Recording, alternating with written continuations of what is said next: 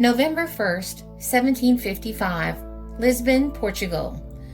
The Great Lisbon Earthquake of 1755 will be remembered as one of the worst in recorded history.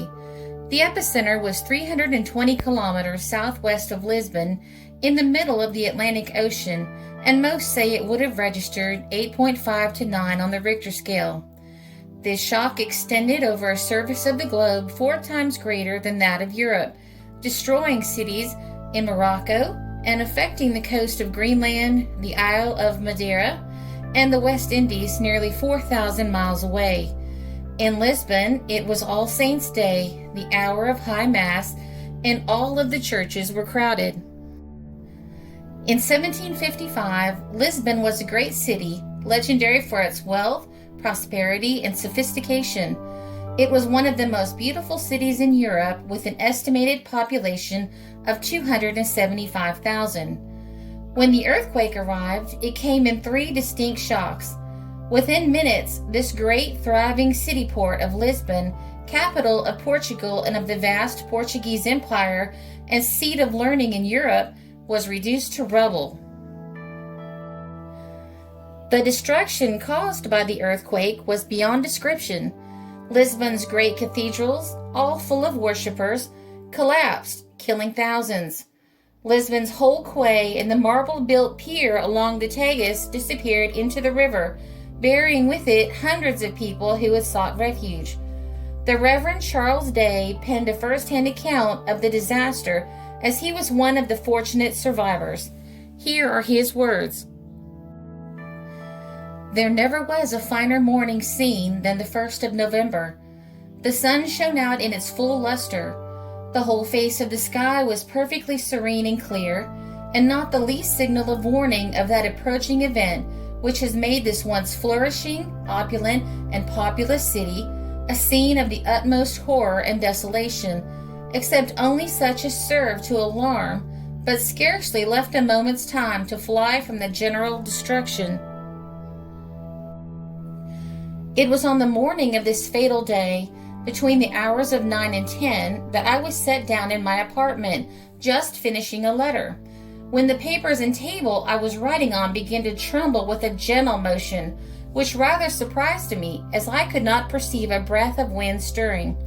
Whilst I was reflecting with myself what this could be owing to, but without having the least apprehension of the real cause, the whole house began to shake from the very foundation, which at first I believed due to the rattling of several coaches in the main street, which usually passed that way at this time, from Belem to the palace.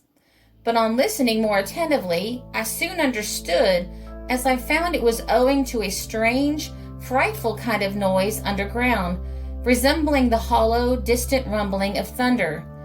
All this passed in less than a minute, and I must confess I now began to be alarmed, as it naturally occurred to me that this noise might possibly be the forerunner of an earthquake, as one I remembered which had happened about 6 or 7 years ago in the island of Madeira, commenced in the same manner, though it did little or no damage.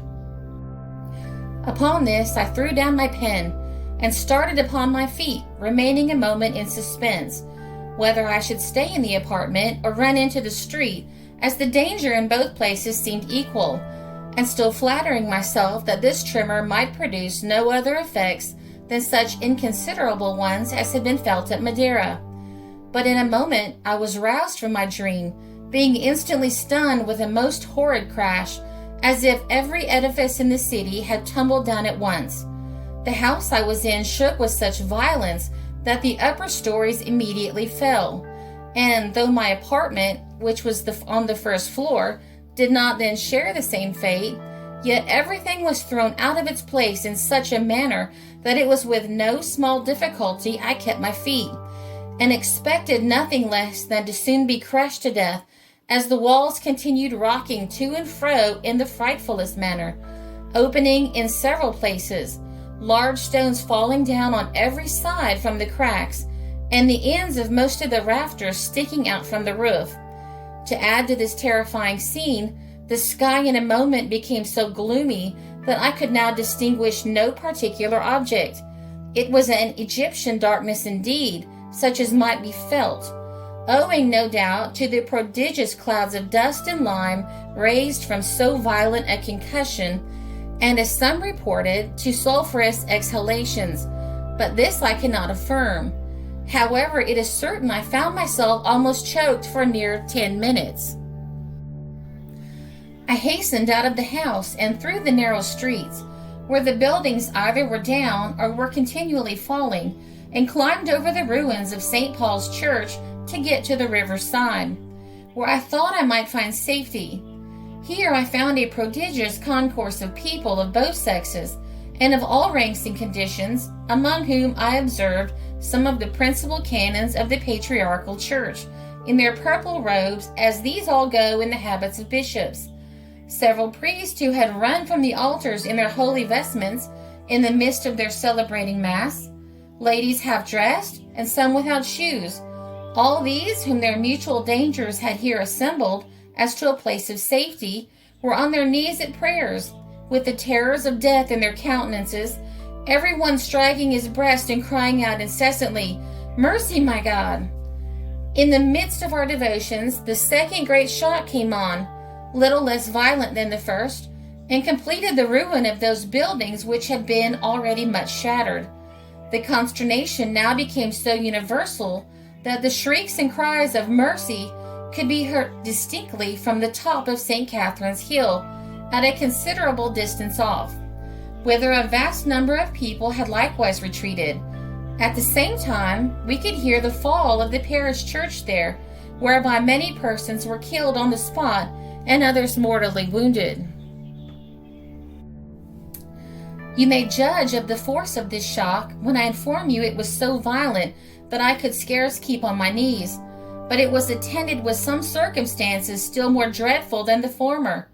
On a sudden I heard a general outcry, "The sea is coming in, we shall all be lost." Upon this, turning my eyes towards the river, which in that place is nearly 4 miles broad, I could perceive it heaving and swelling in the most unaccountable manner, as no wind was stirring. In an instant there appeared, at some small distance, a large body of water, rising as it were like a mountain. It came on foaming and roaring, and rushed toward the shore with such impetuosity that we all immediately ran for our lives as fast as possible. Many were actually swept away, and the rest above their waist in water at a good distance from the banks. For my part, I had the narrowest escape, and should certainly have been lost had I not grasped a large beam that lay on the ground till the water returned to its channel, which it did almost at the same instant with equal rapidity. As there now appeared at least as much danger from the sea as the land, and I scarce knew whither to retire for shelter, I took a sudden resolution of returning back, with my clothes all dripping, to the area of St. Paul's. Here I stood some time, and observed the ships tumbling and tossing about as in a violent storm. Some had broken their cables and were carried to the other side of the Tagus. Others were whirled around with incredible swiftness. Several large boats were turned keel upwards, and all this without any wind, which seemed the more astonishing. It was at the time of which I am now speaking that the fine new quay, built entirely of rough marble at an immense expense, was entirely swallowed up with all the people on it, who had fled thither for safety, and had reason to think themselves out of danger in such a place. At the same time, a great number of boats and small vessels anchored near it, all likewise full of people who had retired thither for the same purpose, were all swallowed up as in a whirlpool, and never more appeared.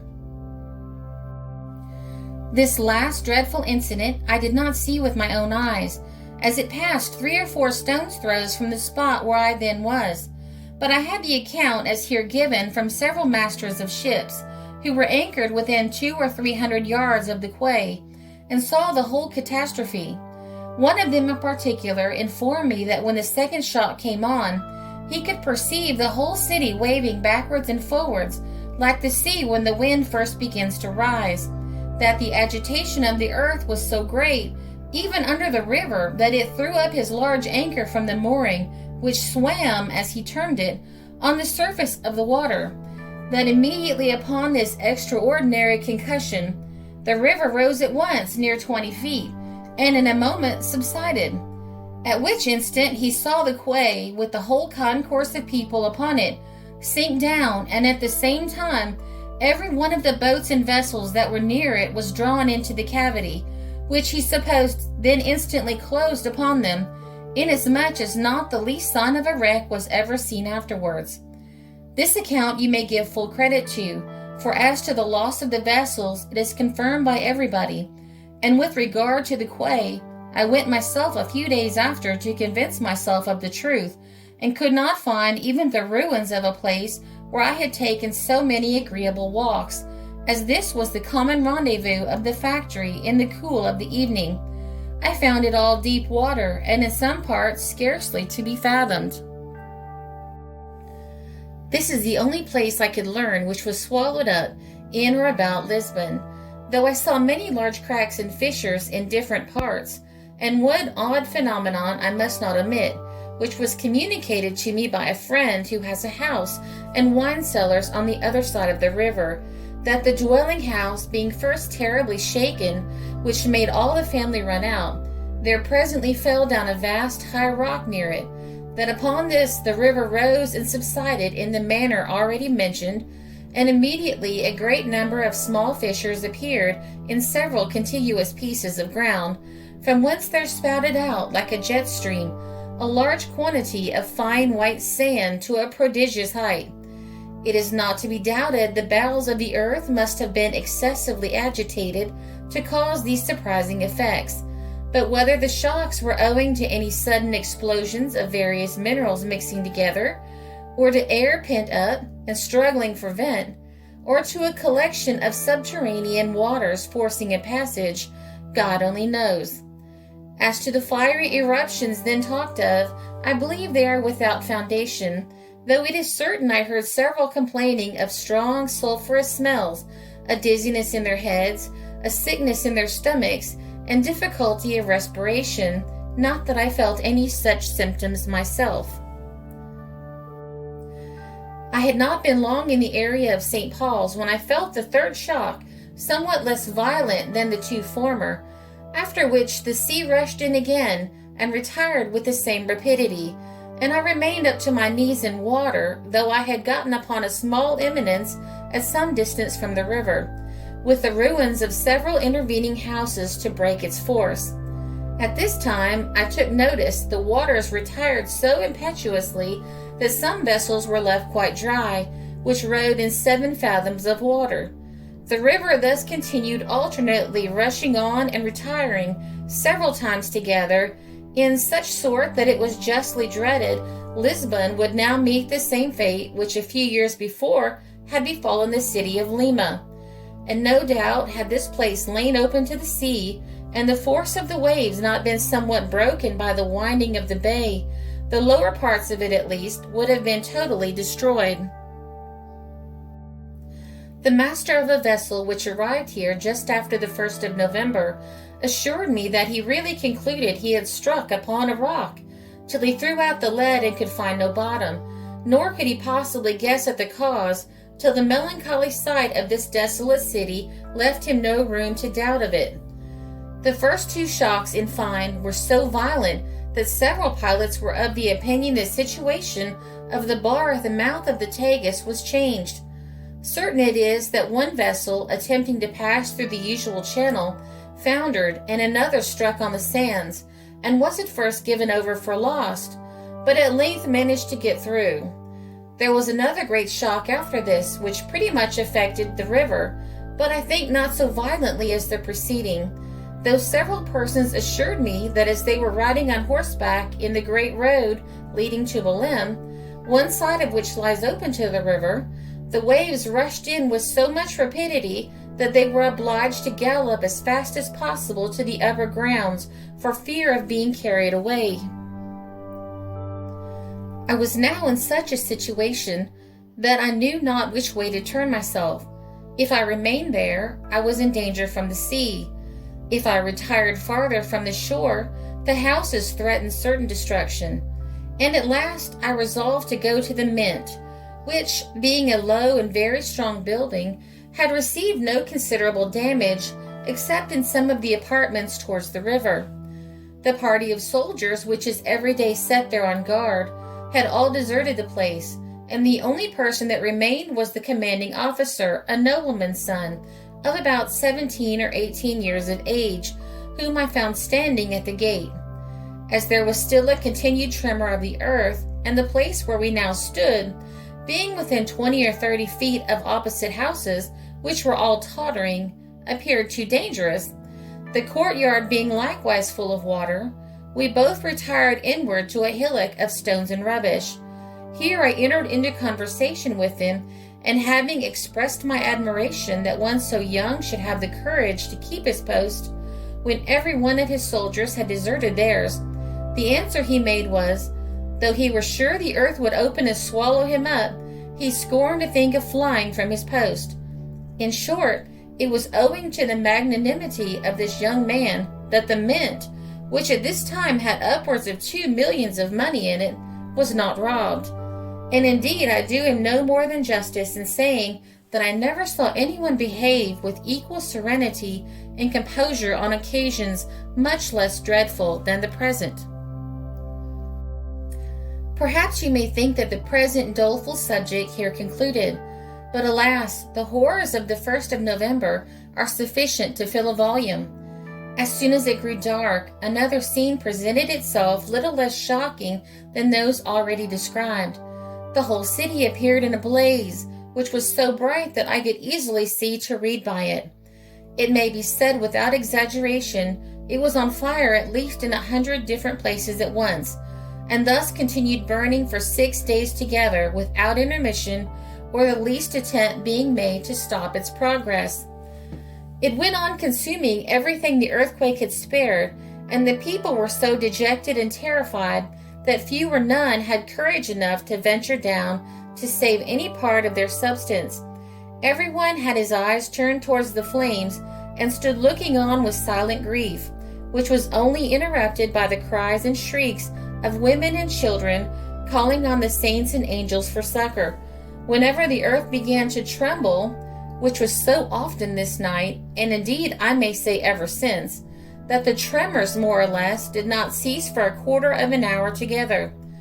I could never learn that this terrible fire was owing to any subterranean eruption, as some reported, but to 3 causes, which all concurring at the same time will naturally account for the prodigious havoc it made. The 1st of November being All Saints' Day, a high festival among the Portuguese, every altar in every church and chapel, some of which have more than 20, was illuminated with a number of wax tapers and lamps as customary. These setting fire to the curtains and timber work that fell with the shock, the conflagration soon spread to the neighboring houses, and being there joined with the fires in the kitchen chimneys, increased to such a degree that it might easily have destroyed the whole city, though no other cause had concurred, especially as it met with no interruption.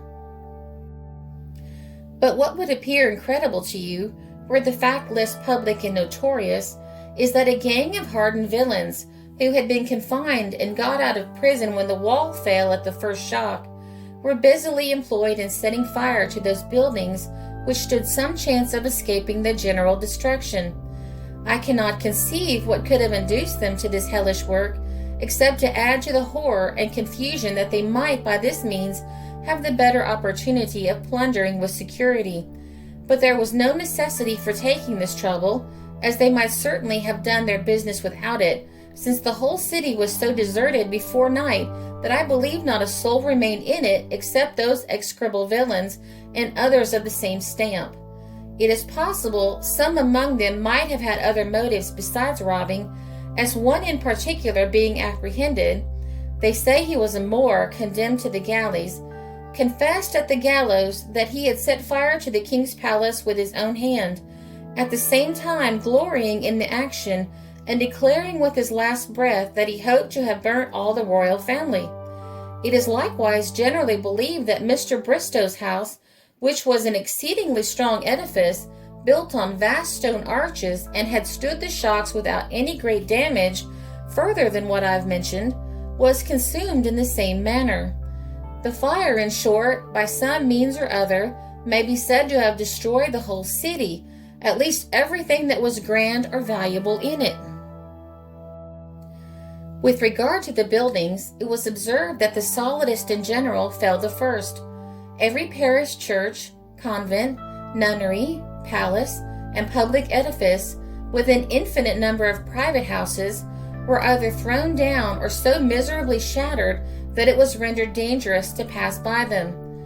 The whole number of persons that perished, including those who were burnt or afterwards crushed to death whilst digging in the ruins, is supposed on the lowest calculation to amount to more than 60,000, and though the damage in other respects cannot be computed, yet you may form some idea of it when I assure you that this extensive and opulent city is now nothing but a vast heap of ruins, that the rich and the poor are at present upon a level, some thousands of families which but the day before had been easy in their circumstances, being now scattered about in the fields, wanting every conveniency of life and finding none able to relieve them. His first-hand account of the disaster is simply horrifying. The devastation that happened to the city was so quick that it left the people in a state of shock. Even worse, Europeans of the 18th century struggled to understand the disaster within religious and rational belief systems. Since the earthquake took place on All Saints' Day and destroyed most of the city's major churches, reactionary priests blamed the destruction on Lisbon's supposed sins. Inquisitors literally roamed the streets looking for heretics to hang. In Candide, written in 1759, Voltaire reported how, after the earthquake which had destroyed 3/4 of the city of Lisbon, the sages of that country could think of no means more effectual to preserve the kingdom from utter ruin than to entertain the people with an auto da fe, Portuguese for act of faith, a rite of the Catholic Inquisition in which the sentence was carried out, usually by burning at the stake. It having been decided by the University of Coimbra that the burning of a few people alive by a slow fire and with great ceremony is an infallible preventative of earthquakes. Outside of Lisbon, the effects of the earthquake were far-reaching. Severe shaking was felt in North Africa, where the quake caused heavy loss of life in towns of Algeria and Morocco, more than 400 miles south of Lisbon. The town of Algiers was completely destroyed. Tangiers suffered great loss of lives and extensive damage. Those 3 tsunami waves struck various towns along the west coast of Portugal, in some places up to 98 feet or 30 meters high. In the town some 30 kilometers west of Lisbon, the waves wrecked several boats. In coastal areas about 80 kilometers north of Lisbon, many people were killed by the tsunami. In Setúbal, 30 kilometers south of Lisbon, the water reached the first floor of buildings. Throughout the south of the country, destruction was rampant. The tsunami destroyed some coastal fortresses, and in the lower levels it razed several houses. Almost all of the coastal towns and villages of the south were heavily damaged, except Faro, which was protected by sandy banks.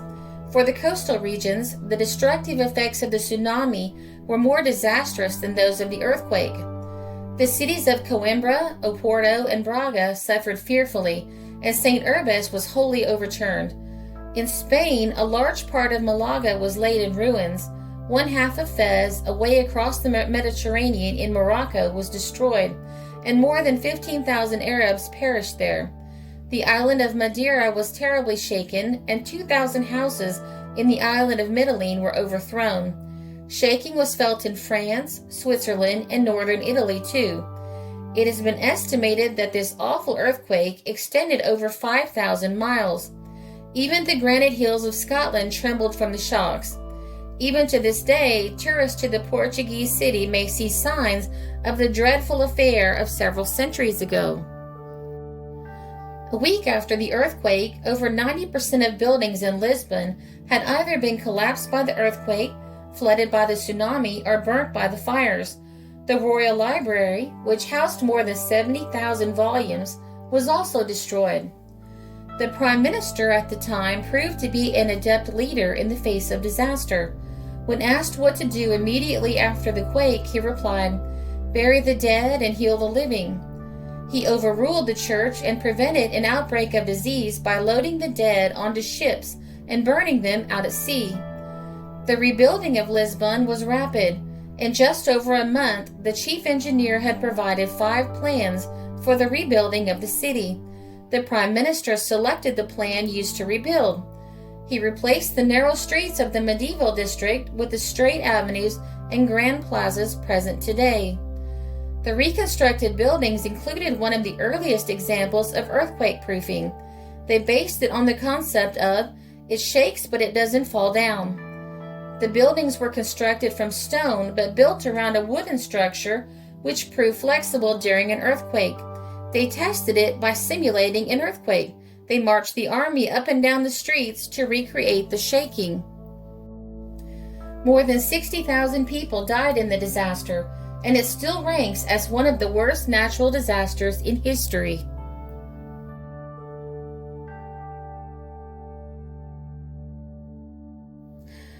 This was published in the Alpena Weekly Argus, May 28, 1890, the El Paso Herald, November 1, 1913, the Helena Weekly Herald, August 19, 1875, the Milford Chronicle, June 2, 1905, the Semi-Weekly Herald, January 15, 1915, the Shoshone Journal, August 26, 1910, the Deming Graphic, May 26, 1906, the Indianapolis Times, November 1, 1930, the No Nugget, July 26, 1946, and the Reverend Charles Day's first-hand account of the disaster.